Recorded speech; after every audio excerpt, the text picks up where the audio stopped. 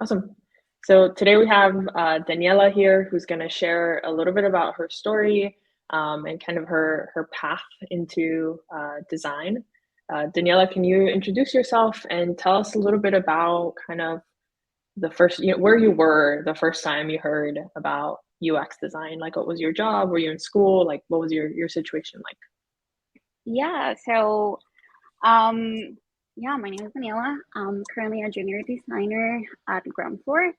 And I found out about UX design like thanks to you guys.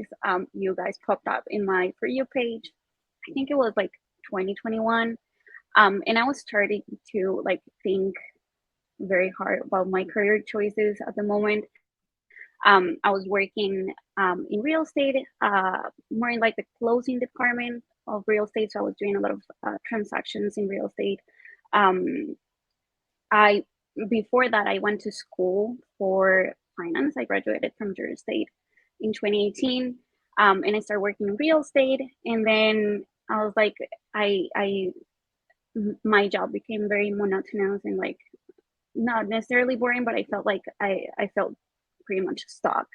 So for some reason, I don't know why you guys started popping up in my For You page, and I was like, "What is UX?" I had no idea what it was. Uh, I've never heard of that. I don't think I even thought about what design was involved in developing apps or websites. I had no idea. So I started doing some research, and I was like, "Okay, this seems really cool." So yeah. Nice. So you were employed in real estate industry, and you how long had you been at that job? At that moment, I think like maybe 3 to 4 years. Um, I had been involved in like investing in real estate, so I was like, okay, this is super easy to me. Like I really like it. So doing the transition from finance to real estate was like pretty Right. natural to me. But yeah, like when I discovered UX, I was like, okay, this seems really cool. Let me check Cool. this out. So interestingly, you didn't even know what it was at all. So you started doing some research. What did that research look like? So, we popped up, it was probably like either me or Carla, like doing some little trend or something, on TikTok, embarrassing ourselves. And then you were like, okay, let me look into this. What did you do? Did you go on YouTube? Did you go on Google? Like, what were you? Oh, I Yeah. feel like the first thing I like maybe there were like some hashtags in the video and I was like, okay, let me see what's UX. And I started like watching TikTok videos about like UX in general, mostly like influencers showing how to things on Figma and stuff. And I was like, okay, what's UX? I have no idea. So I uh, Googled it and then I saw a few videos like explaining the difference between UX and UI. Um, and then I was super curious and I needed to talk to somebody, but I didn't know anybody in the industry. I didn't know anybody that did UX. So I reached out to you guys and I did like I met with Carla and she basically explained to me how Avocademy works and like what UX was basically. And I asked her like, what do you think like is a day in the life of a UX designer? Like really want to know like if I'm gonna make this decision, like I want to know what my life could be like. She was super nice and she explained everything to me. Yeah, Carla's amazing. That's awesome. So you talked to Carla. Did you like decide right away and you were like, I'm gonna do this, or like what did that look like? Did you consider other options like other boot camps or going back to school or teaching yourself? Like what did you think about, through any of those things, or were you like, love this, I'm doing it and didn't even look back? Well, when I started like doing research about UX, um, I I tried the free trial for the Coursera Google thing, but I need somebody to like push me. I'm not super uh like I would look at the courses and read the things, and I was like, I need somebody to encourage me. So Right. that's when I reached out to you guys, and I didn't even think about it. I guess I saw like other boot camps but they didn't like really appeal to me. I feel like you guys do a really good job at marketing your target audience. Um, so it felt like it was a right fit, and I honestly like the customer service was like what really drove me to you guys. Nice. That's good to hear. I'm gonna share that with Carla and the marketing team. I'm sure Yeah. they'll love that. So awesome. So you start foundations. Tell me a little bit about how you felt. Were you excited, nervous, like, oh crap, what did I just sign up for? Like I what was that experience like? I feel like it was a roller coaster because I still was working. I still had my full-time job. And at the beginning, I was like, okay, this is super easy. I'm reading everything. I understand everything. Like I'm taking notes, and I discovered like Notions. I had no idea Notions existed. So I was like, okay, taking notes with that. And then as the project started, like, because it was April, I started April 2022. Um, and it took me, I don't remember how long, but I think I finished about by July. So it took me longer than I expected because Mhm. I got super stuck, like these, like trusting my decisions because I was doubting everything. I felt like I have to do this right, you know. And then I don't remember which mentor, um, what's his name, but he told me like, you know, don't don't doubt yourself. Just make the decision and move on. Like you don't have to be perfect. You can always come back and like refine it, um and it will be better for you because you can like improve and like learn uh with your mistakes, and that's normal. That's part of the process. But I felt like I was such a perfectionist because that's what my career had taught me. You know, you have Right. to do it right from the beginning. There's no room for error, basically. So yeah, changing my mindset was a bit hard. um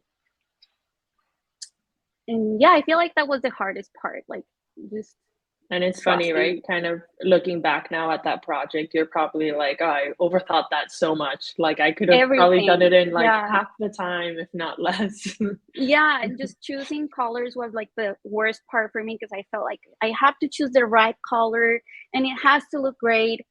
But it doesn't have to. You know, you can do your best and then test it out and see what people think, and then you iterate on that. You don't have to do it right from the first Yeah. time. Yeah, I love That's that. a hard lesson. Yeah. Yeah, I love that you bring that up actually. We haven't talked about that on these videos before, that the first time you do it, you feel like it has to be perfect. And it takes like going into CJ or getting other experience to be like, wow, that was never going to be perfect. I knew like half of what I know now then, and like if I were to do it now in like a couple hours, it would look completely different. Yeah. So I love that you brought that up. So you finished foundations. Did you go straight into CJ? Did you take like try and find a job on your own? Like what did your path look like once you finished? No, I took a few months for like personal reasons. So I finished foundations by, I think it was June or July, I can remember. And then by December, I was like, okay, I can go back and like take CJ because I was really looking forward to CJ. But that at the moment I couldn't do it. So I started CJ in January, and Of this year? yeah, Oh, awesome. Okay. yeah. Yeah. And I don't know if you want me to talk about it now, but I feel Yeah. like CJ was Yeah, like yeah, yeah. a great experience for me. I learned so much about myself, more than like learning about UX, like learning how to work in teams and like learning how to uh, collaborate. Um, and like my previous job didn't involve much collaboration. Like I, Right. yes, I had to work with different parties, but like being creative with other people is challenging, and I had to learn how to do that. Yeah. Yeah. I love that you're sharing that. How many projects did you do through Career I Jumpstart? did three, and actually my last one I finished right about the time I started my job. So I found my job when I was in the middle of my third project. Nice. And I know that sometimes it's hard working in teams, right? And it's not only like working with other designers, but you're working with other designers that are also going through this experience, which is like it's really like an emotionally charged experience, I would say, because like a lot of people are spending a lot of money, a lot of time, kind of like trying to make this happen. Everyone's kind of doubting themselves at the same time. And then you have Yeah. to like work with everybody kind of together to deliver for a real client, right? It's like a little bit of like a higher stakes situation that you're put into, and it's very fast paced Yeah.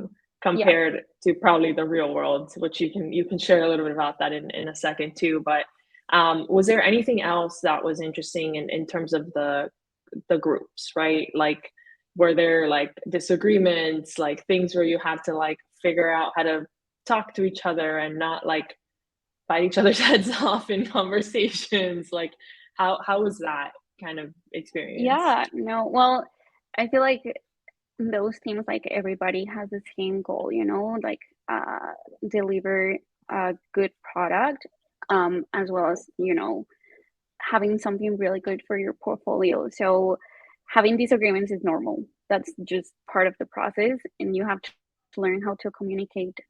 And like, yes, you get frustrated because you're working with people that maybe don't have the same time frames that you do, and maybe have a family in a second job. They're like struggling with timelines, and maybe you disagree with things because you think one button should be blue and the person thinks the button should be gray.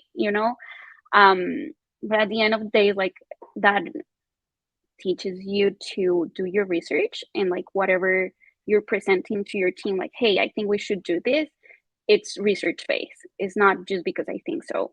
Yeah, not um because it's my favorite color or yeah, yeah. because I think it looks good. Well, what do you think, Pat? Like, there's always information about like how to do things, and Right. what's the best practice. So I would say, like, don't fight necessarily with your teammates. Just like, yes, it's frustrating, but just be as polite as you can, and be respectful, and Yeah. like whatever decision you want to, or like opinion you want to defend, like, do it research based. Don't do it just because you want your idea to shine.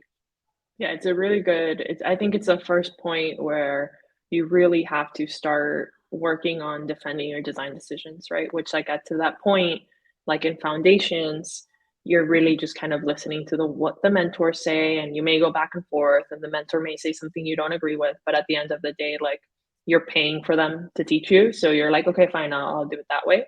But when we introduce like the different personalities, the different skill levels in CJ, you end up having to really learn how to talk about your work, um, which is I think is helpful for the real world. But that's awesome. So you finish your projects, you do your portfolio, you do your resume, you're kind of going through the CJ process. Share a little bit about your job search phase. Like, what did looking for a job look like for you? um it's nerve-wracking. It's challenging. Like I feel like the hardest part about changing careers is being vulnerable, because you're like new in an environment that you don't know, and like you have to, I'm not gonna say fake until you make it, but you have to prove to companies that even though you don't have like years of experience, you do have value.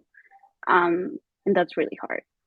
Um, so it took me about 3 months ish to find a job, which I feel like super lucky. It was really fast for me, and it was like a role that was really close to, not really close, but the company is really close to my career experience.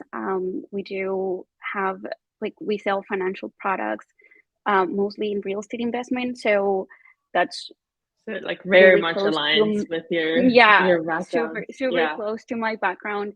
Um, so I was super lucky, but I'm not gonna say like it was super easy. No, it was Yeah. really hard. Yeah. Yeah. Yeah. So how do you feel now? Tell us about your job. Do you like it? Do you not like it? Was it what you I'm super expected? happy. I'm super, super happy. I have a great team.